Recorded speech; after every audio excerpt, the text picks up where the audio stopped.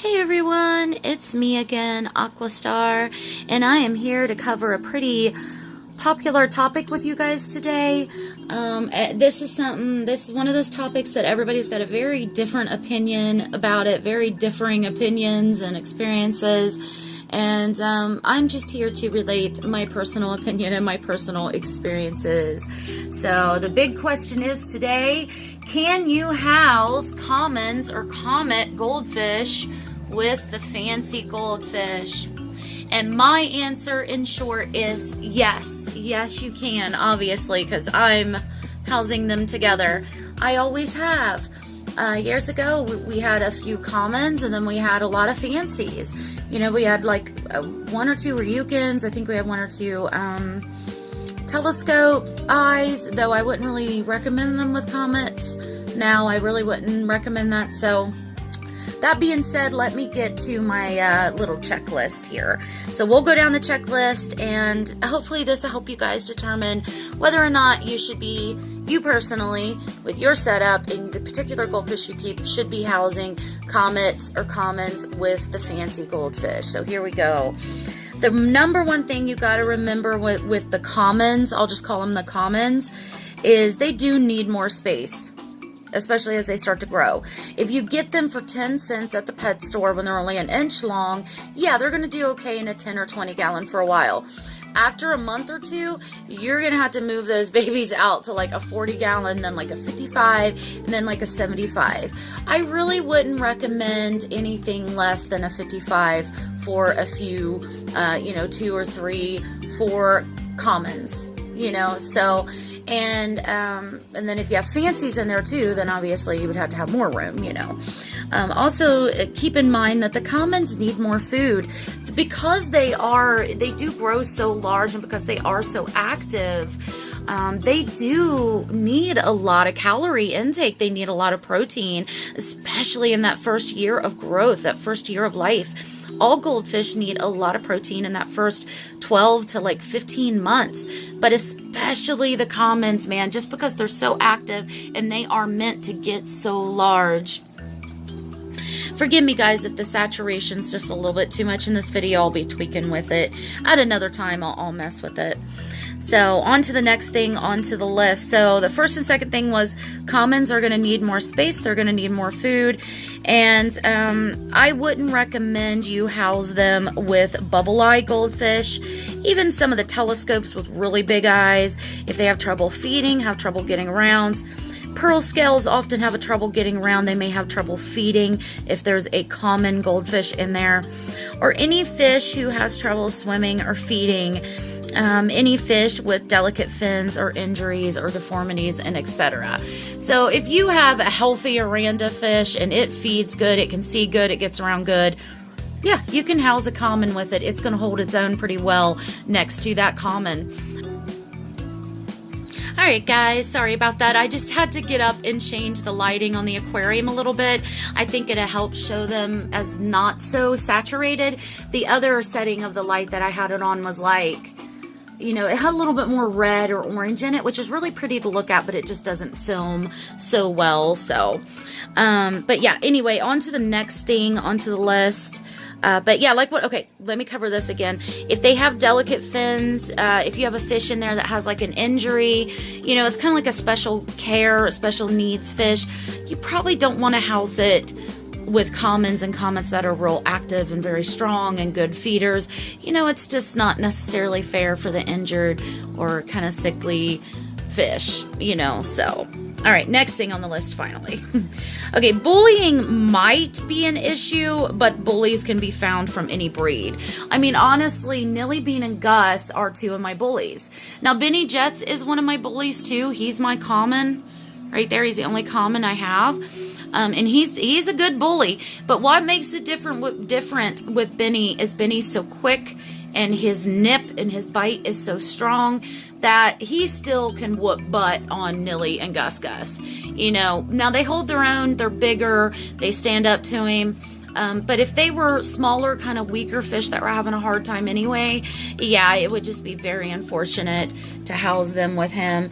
And if there's ever a bullying fish in your tank and it's getting really bad, it goes on longer than a few days, you're going to have to think about separating those fish, you know, whether it's commons with fancies or what, you know, even if it's a fancy goldfish that's bugging and bullying another fancy goldfish, you got to think about moving that fish out. So on to the next thing is commons. Like what I just said, commons have a stronger bite, a stronger nip to them.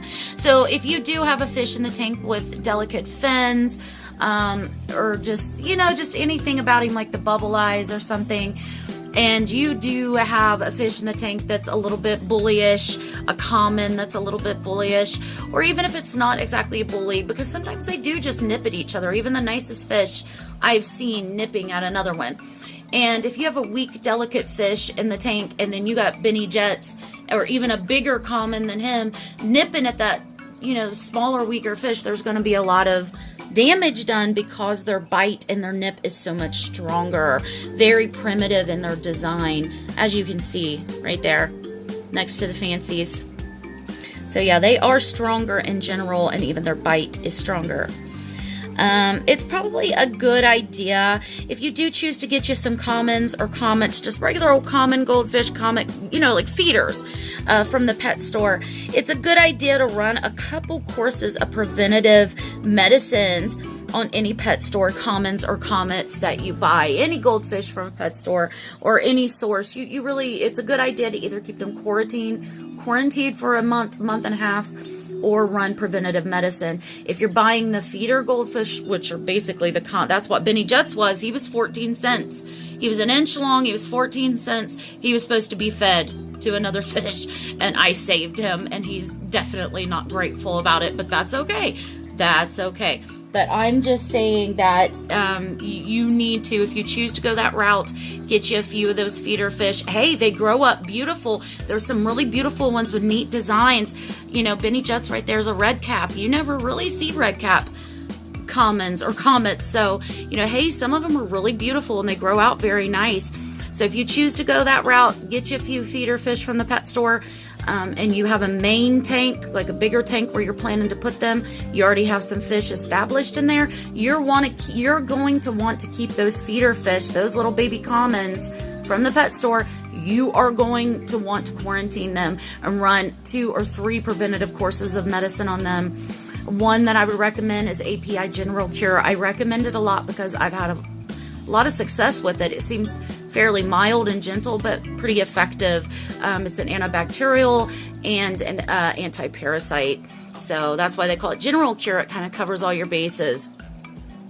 So that would be a good idea to do. If you do go if you do want some commons or comets, kind of like Benny Jets, you want to spend 10 cents on a little baby goldfish and watch it grow out. Oh, it's wonderful. I love it.